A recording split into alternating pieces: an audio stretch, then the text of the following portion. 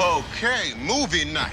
Everyone wins. How do I win? Because we're streaming the movie that you love. Well, how do I win? Because we ordered that weird thing that you love from the pizza place. And how do you win, Dad? Because I use a Citi thank you card and got 2 times the points on all of this. Well, and spending time with you guys, of course. That was a better answer. The Citi Thank You Preferred Card. Earn 2 times the thank you points on entertainment and dining out, all with no annual fee. To apply, go to Citi.com/thankyoucards.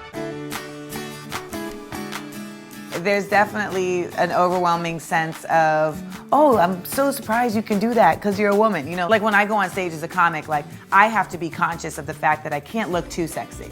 You know, because there's already this whole thing that says, well, you can't be pretty and funny. I mean, that's just not fair. When it comes to the comedy stuff and being funny, like that's something I've cultivated. You know, that's something I've worked really hard at, and I'll be damned if like that's not allowed to happen because I'm really good at applying makeup.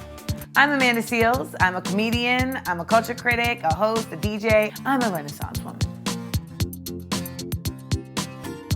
It's really hard to be yourself. I'm a very opinionated person, and so to some people that reads as like difficult. What's constantly been like a bottom line for me is having to come back to the place of like, you know who you are. And so you're not always going to mesh with everybody. It's really just figuring out how to love yourself and know that if you're moving in a place of positivity and you're generally coming from a place of goodness, that's really like what you have to stick to when it feels like everybody's pointing their guns at you.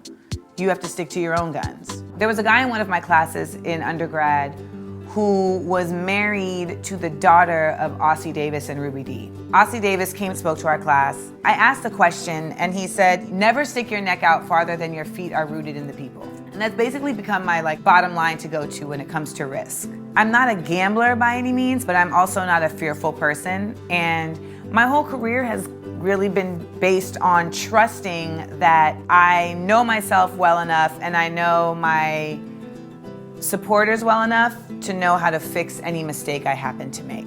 Paulo Coelho, who wrote The Alchemist, said, trust everyone but never sell your sword. And that's basically how I maneuver. I can't live in a paranoid state, but I also can't live in the mindset of like, everyone is my friend, you know, like, cause that's just silly. You have to have an open heart, but a clear focus, because you do have to make genuine connections with people. One of the biggest messages that I want to get out to professional women is that, you know, change isn't gonna happen by shutting up. A lot of us get very, very tempted into feeling like we need to just go with what's given and we don't wanna ruffle any feathers. And of course there's a thing called tact and there's finesse, but I think that it's really, really important for us to be vocal and be action-oriented in getting what we want and what we deserve, and also be unified. You know, there definitely is still this essence of women feeling like, no, you know, there's only room for me, I can't help you.